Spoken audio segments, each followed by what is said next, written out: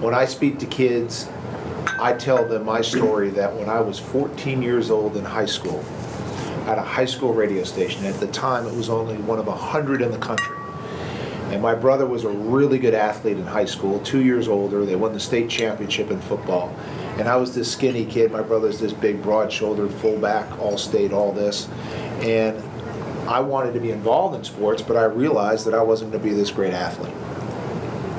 So I was walking around my high school campus in Westport, Connecticut, Staples High School. And as I'm going around the corner, I stumble upon this radio station. And I said, wow, this is pretty cool. From that point on, my life took a turn. And I knew that I wanted to be a sportscaster. So I worked then for my local radio station in my community. And I worked for free. And then I started getting paid. And then I interned at ESPN in 1981. It was a little over a year old at the time. I got paid as an intern, which doesn't happen in our business, as Rick knows.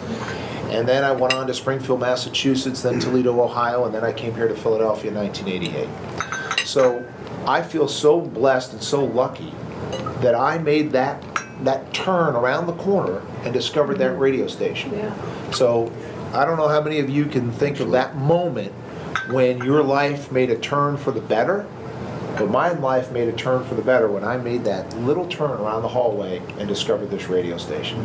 And now I have a job that I love. I mean, look, it's a But job. when did you realize that you had the skill set?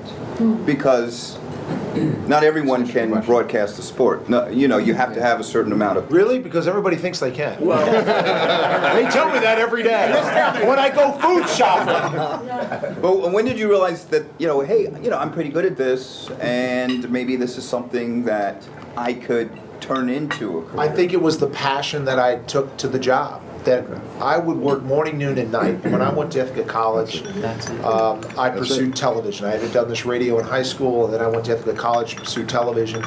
I was right next to Al Michaels when he said, "Do you believe in miracles?" in 1980. I worked for ABC Sports as a production assistant. I was literally right next to it, right where he was. I was right there next to him when he said that.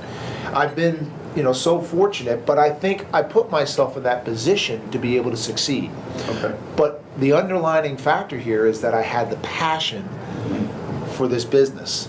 It's a great business to be involved in. I love it. I was at Eagles practice today. I don't know what you guys all did, but I watched, you know, the Eagles play football today.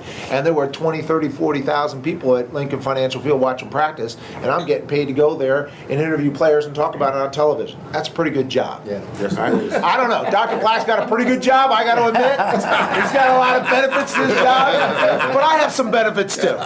We could trade for a day.